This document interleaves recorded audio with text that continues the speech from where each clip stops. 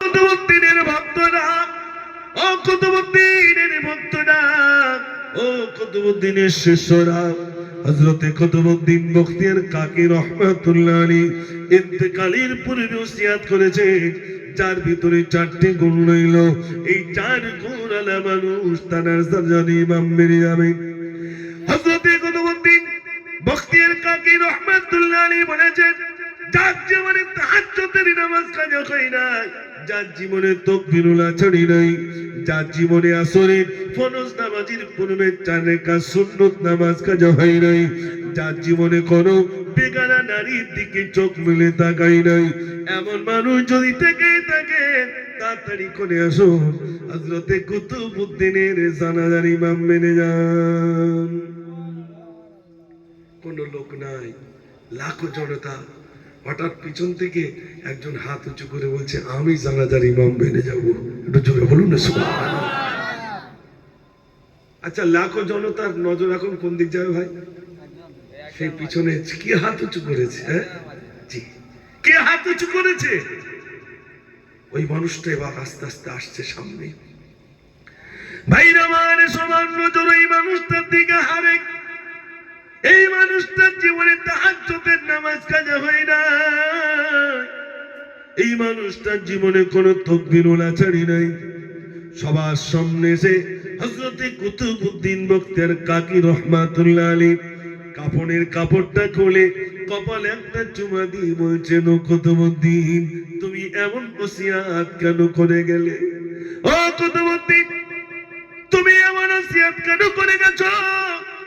আমার ভিতরে যদি অহংকার এসে যায়, এখন তো দুনিয়ার মানুষ জেনে নিল আমার জীবনে তাকবীরুল ছড়ি নাই, দুনিয়ার মানুষ জেনে নিল আমার জীবনে আসরের ফরজ নামাজের পূর্বে 4 রাকাত সুন্নত নামাজ কাজা হয় নাই, দুনিয়ার মানুষ জেনে নিল আমার তাকবীরুল ছড়ি নাই, দুনিয়ার মানুষ জেনে নিল কোন বেগানা নারীর দিকে আমি চোখ মেলে তাকাই নাই, দুনিয়ার মানুষ জেনে নিল আমার ভিতরে যদি অহংকার এসে যায়, আনতাহবাতা আমালুকুম, সমস্ত আমল আমার বরবাদ হয়ে যাবে।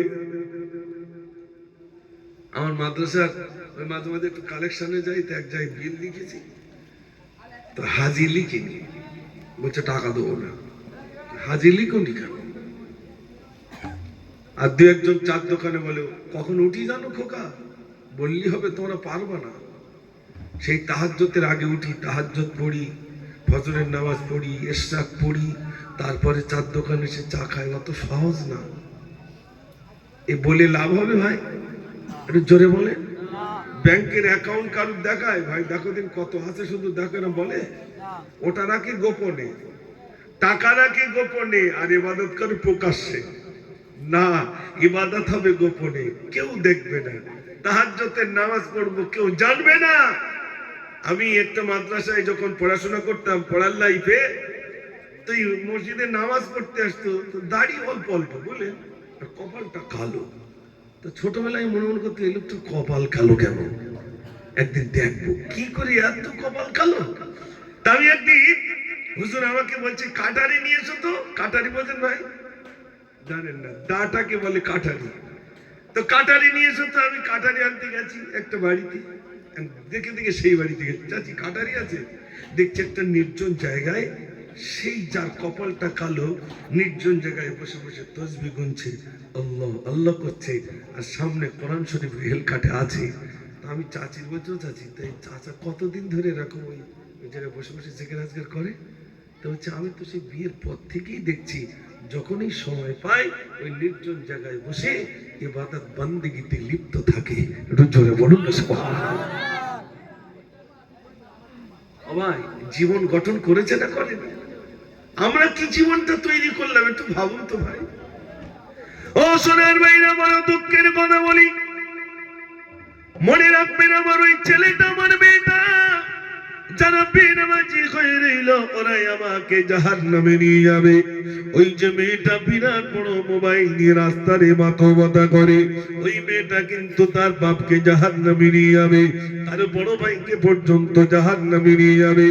একটা মেয়ে 5 জনকে জাহান্নামে নিয়ে যাবে, এমন জাহান্নামে যদি আমাদের থাকে বাবা, বিশ্বাস করুন 5 জনকে জাহান্নামে নিয়ে যাবে। এজন্য আমি বলবো, নিজের ছেলেকে ডাকুন, মেয়েটাকে ডাকুন, নিজের পরিবারের সদস্যদেরকে ডাকুন, ডেকে আপনি ওসিয়াত করুন, ও আমার কলিজার টুকরি মেয়ে, ও আমার কলিজার টুকরা সন্তান, ও আমার সহধর্মিণী বিবি, শোনো, আমি একদিন চলে যাব।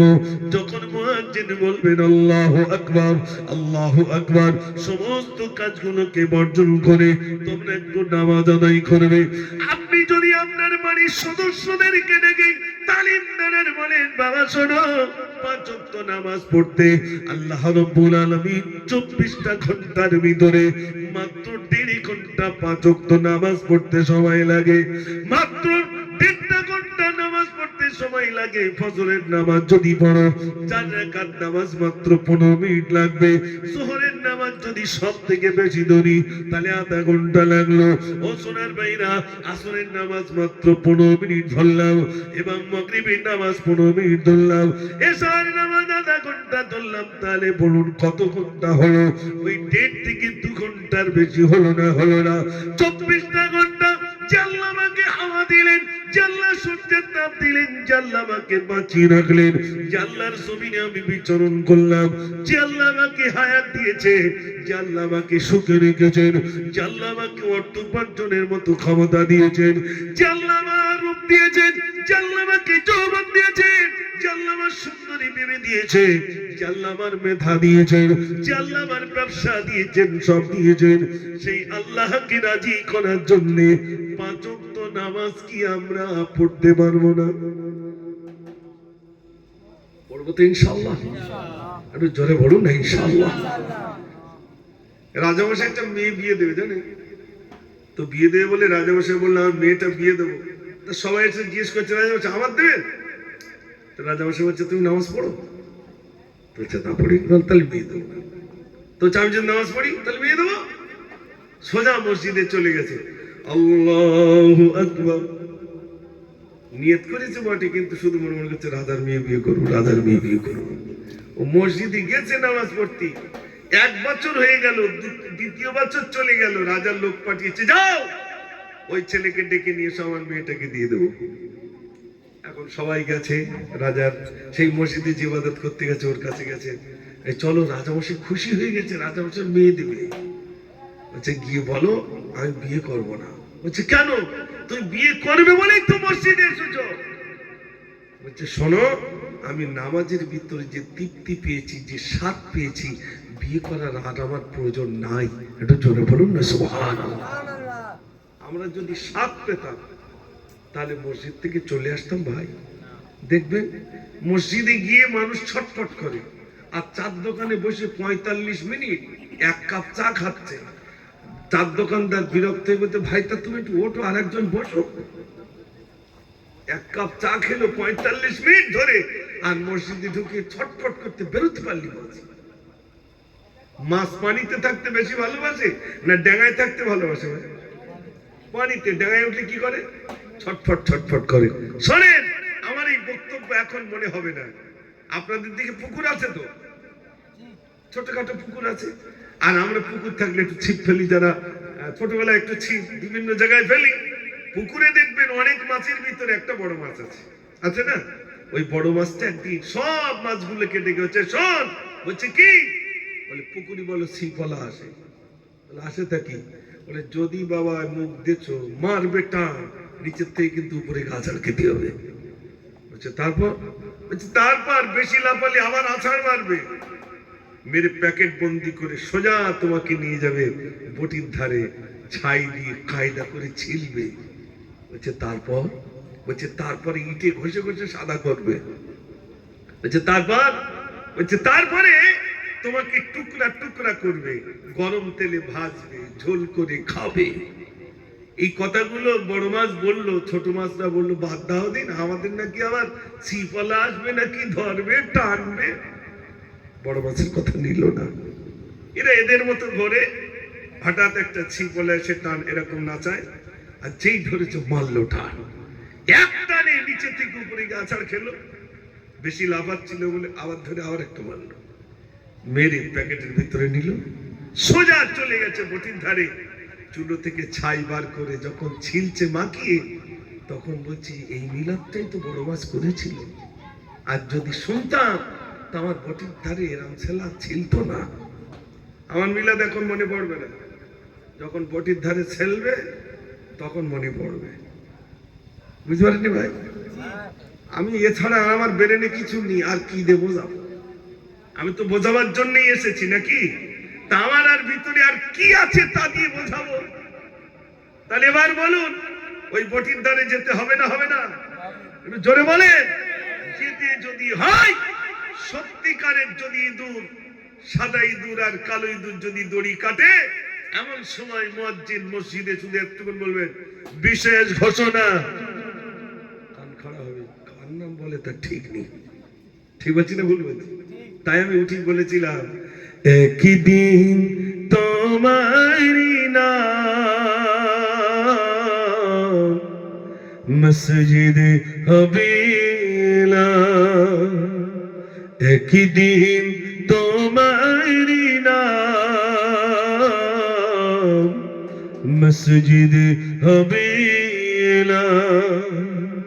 তৈরি থেকো, তৈরি রেখো কবরের মাল সামান, একদিন তোমারি নাম মসজিদ হবে না।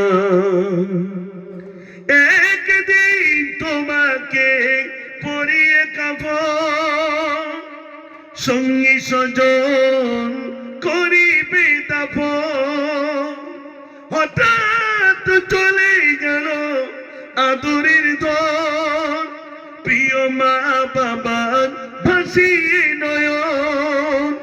তৈরি থেকো, তৈরি রেখো সুন্নতি আমল ঈমান, একদিন তোমারি নাম মসজিদ হবে না, একদিন তোমারি নাম মসজিদ হবে না। নারে তাকবীর! মাশাআল্লাহ, আলোচনা অনেক রেখেছি। এবারে একটু লাস্টের দিকে একটু আপনাদের কাছে একটু হাত পাতবো তো কই সে কমিটি সব সে তো লাস্টের দিক বলবো নি। কেরাত তো ওটা দমের ব্যাপার, এক জায়গায় নামাজ হচ্ছে এই যে আবার এখানে, এই জন্য কেরাত তো সহজ না। কেরাত পড়তে গেলে দমের দরকার, ঠিক কিনা? আলহামদুলিল্লাহ। আমি ওই কমিটির সব সেক্রেটারি, সব সেক্রেটারি, তার সব কোথায় গেল? যুবকরা সব কোথায়? আর খাতা টাতা নিয়ে কই বাচ্চারা সব কথা করছি, ডাক সেক্রেটারি ডাক। হ্যাঁ ছোট, তাড়াতাড়ি সেক্রেটারি সাহেব কোথায় গেল? আমি শুনেছি সব বাচ্চাদের জলসা। মাশাআল্লাহ। আগে এইসব বাচ্চারা কি করতো, ওই মাঠের মাঝখানে আমরা কত বাচ্চা ছিলাম সে সময়, পুতুল নাচ দিত, সিডিএনএ টিভি দেখতো। এখনকার বাচ্চাগুলো ভুলে গিয়ে দিনই ধর্মসভা দিচ্ছে। এটা ভালো না খারাপ ভাই? এই 26শে জানুয়ারি কত এরকম বাচ্চা ওই পার্কে যাচ্ছে, পিকনিকে যাচ্ছে, আর ধেই ধেই করে বক্স বাজছে, আর ওই 407-এর পিছনে একটা করে দড়ি দিয়ে বক্স বেঁধেছে, আর কোন রকমের পাড়া রাখার জায়গা, দড়ি ধরিয়ে জামা খুলে শীতকালে ঘুরোচ্ছে, পিকনিকে যাচ্ছে।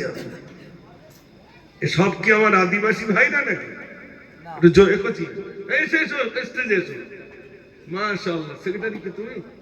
এসো মাশাআল্লাহ। এই চেয়ারের পাশে এসো, ও পেছনের দিকে থাকলে হবে না, খাতা টাতা লেসো, বললে হবে না। তোমরা ঠিক করে রাখবো এত টাইম তো, এত টাইম তো বলে দাওনি কেন? আজ কি মিলাদ করবো? ভালো সিস্টেম তো, ওসব সিস্টেম বাদ। হ্যাঁ, তাহলে গজল বলবো না? বল, এক্ষুনি গজল বলতে হবে, কালেকশন করতে হবে। কালেকশন একটু অ্যাডভান্স, মানুষ বললি পরে হাত তুলে দেবে। এখন তুলতে তুলতে জাল ফেলতে যদি আবার ঘা পড়ে, হয়তো মাছ পালার মধ্যে থাকবে না, তখন কি করতে হবে আমি শীতকালে? এই জন্য অ্যাডভান্স লাগতে হবে। আলহামদুলিল্লাহ। ওই 15 মিনিট আর বলতে বলতে ওদিকে আর রাত ঘন্টরম করা যাবে না। সারা রাত মিলাদ শুনিয়ে ফজরের নামাজ কাজা। ও মিলাদ দিলি লাভ না লস? হুজুরও মার খাবে, শ্রোতাও খাবে, কারুর বাদ নেই। এই জন্য আমাদের দিকে 12টা, খুব জোর 12:30, তার বেশি না। ওই আপনি চলে যান নামখানা, কাকদ্বীপ, এত লাইটিং টাইটিং করি যার হুজুর 12টার মধ্যে শেষ করবো, একদম সাদা রাত। এখন আমার টাইম পড়েছে রাত 2টো থেকে 4টে। গিয়ে দেখি 6টা লোক বসে রয়েছে, আর লোক নেই। তাও 6 জনের অবস্থা খুব খারাপ। 6টা বাঁশ, মানে এরকম এরকম খুঁটি, ওই 6টা বাঁশের ধরে হেলান দিয়ে বসে 6 জন, পা লম্বা করে দাঁড়া করছি, পা লম্বা করে হাই তুলতেছে। আমি উঠে দেখতেছি সেলাইন তো খাবে না। আমি গিয়ে বললাম, ভাই আপনারা যদি বাড়ি চলে যেতেন, কর্তৃপক্ষ আমার আর তুলতো না। আমার দিক তাকিয়ে বলছে, সব হুজুররা ডাকে আর এই হুজুরটা বাড়ি পাঠাচ্ছে। আমার দিক তাকিয়ে বলছে, হুজুর আমরা এমনি বসিনি, বাড়ি বিরাট কুটুমির চাপ, সিট খালি নেই। মানে মিলাদুল একটু লোক কুটুম আসে না ভাই, তাই বলছে বাড়ি বিরাট, মানে সিট খালি নেই, তাই হুজুর বসে রয়েছি। তা 6টা খুঁটিতে 6 জন। তা আমি বলছি এর পরের বছর তো অন্ধ মৌলবীর বলবো, ও যেন মনে করে আমার সামনে লাখখানি লোক বসে রয়েছে। আপনারা স্পিচ করলে আমি বুঝতে পারবো, বলে যাবে না ভাই, আমি যা বলবো সব ভুলে দেবো। কিন্তু আপনার এখানে যা বসে রয়েছেন, অধিকাংশ যুবক বেশি রয়েছেন, কি একটা দুটো একটা যদি গজল হতো আমি বুঝতে পারি। ওই জন্য অ্যাডভান্স আজ ইনশাল্লাহ আপনাদের কবরের সরঞ্জাম তৈরি করার জন্য কিছু চাইবে ইনশাল্লাহ। তবে তকবীর একটু জোরেই দিলে আমি শুরুটা করবো, অন্তত আপনাদের নিয়ে শুরুটা করবো। নারে তাকবীর।